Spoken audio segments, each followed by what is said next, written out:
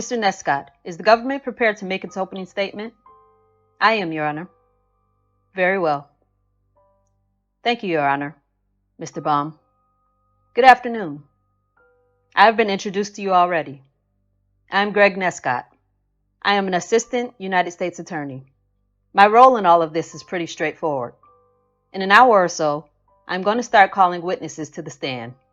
You will hear their sworn testimony.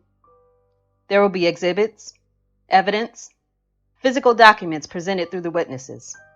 At the end of the case, I will make a closing argument to you. And that's pretty much what I do here. Now, one thing I want to talk about before I give you a little preview of the case you are about to hear is sometimes, I'm sure we have all seen some of the television movies and programs where in court someone comes running down the aisle at the last minute, waving a piece of evidence. That's not the way it really works here. It is a deliberate process. It is a little more formal. So don't expect those kinds of histrionics and excitement. But I can tell you that what you are going to hear about is about a strange and shadowy and secretive world. A world of high-level cocaine trafficking. You're going to hear about a world full of traps and pins and stacks and birds and pies. And they're not any of the birds or pies or things you know about, because you will hear that it is a word. It's a world veiled in code words. When you hear about traps, you will learn that traps are secret compartments in automobiles operated electronically or mechanically, where drugs and money are hidden. You will hear about that. When you hear about pies, not apple or cherry, you will hear that pies are kilos of cocaine, in code on the phone in this case. When you hear about stacks, which are stacks, there is $1,000 worth of cash in each stack.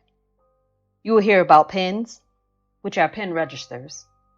What the heck is a pin register? Well, the police can authorize in state court or in federal court authorization to put a device with the phone company on someone's phone.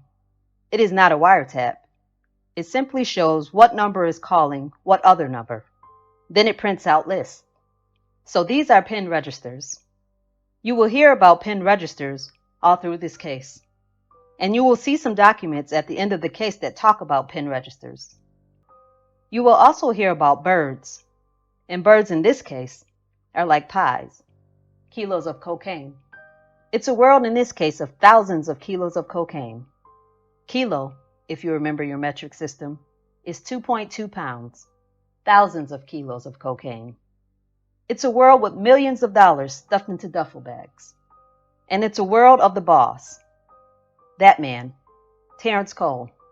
You are going to hear many witnesses refer to the boss, and they are only talking about one person, Terrance Cole.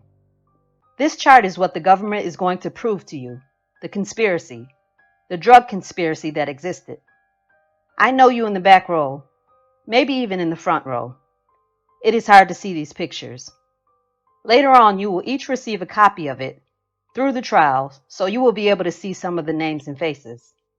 But you will hear about this organization with suppliers here, Terrance Cole right here, the boss in Pittsburgh, and his lieutenants here, and his workers and brokers, multi-kilos, portions of kilos here.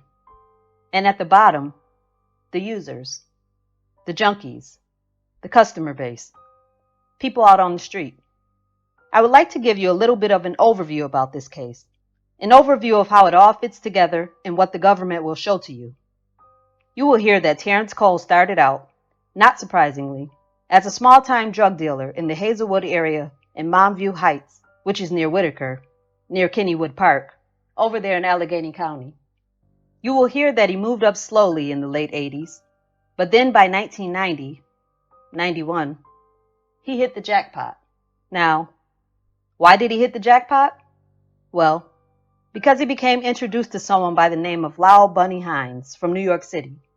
This is Mr. Hines up here, a Jamaican. And after Mr. Hines began supplying Cole with not street portions, but multiple kilos of cocaine, by 1993 or so, Mr. Hines' supplier, this man, Miguel Duran, a Dominican from New York City, He became involved coming down here to Pittsburgh and dealing directly to Terrance Cole. From there, business was good. Kilos selling for 20 or 22,000 or so in New York City were being sold down here to Cole for $23, $24, $25,000.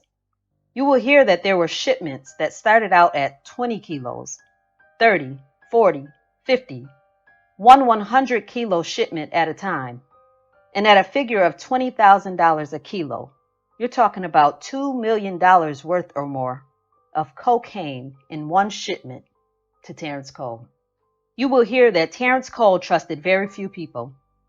Again, in this secretive world of cocaine trafficking at this level, you don't trust anybody. In fact, you trust almost nobody. And Terrance Cole trusted this man, Tommy Gilliam, his chief lieutenant, and to a lesser degree, this man, Gary Smith, or Smitty. You will hear that they would collect the drugs, get the drugs from Cole, or meet shipments coming from New York, hide them, transfer them to other people, sell them off. They would be involved in all aspects of it. You will hear that the drugs went from these people and from Cole down to these workers or brokers who moved the kilos, and then it got broken down further. You will hear that at some point Miguel Duran went to jail. In 1996, the supplier, right here, 1996, in April, he went to prison, federal prison, got a 14-year sentence, and he is still in prison. Doesn't get out until 2008, a couple more years. He went to prison.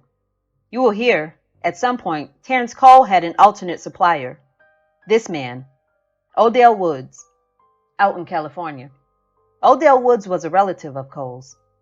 You will hear about a couple of shipments by Mayflower truck, 100, 150 kilograms at a time, and how those came in. You will hear about that. Life was good for Terrance Cole as the 90s progressed. In 1995, you will hear that he owned 2 properties, 2 small homes.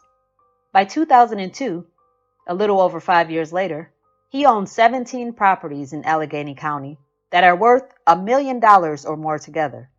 Smaller, modest properties, but from 2 to 17.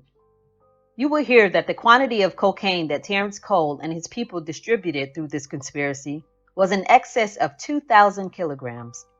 Wholesale, more than $40 million worth. But then it all began to fall apart.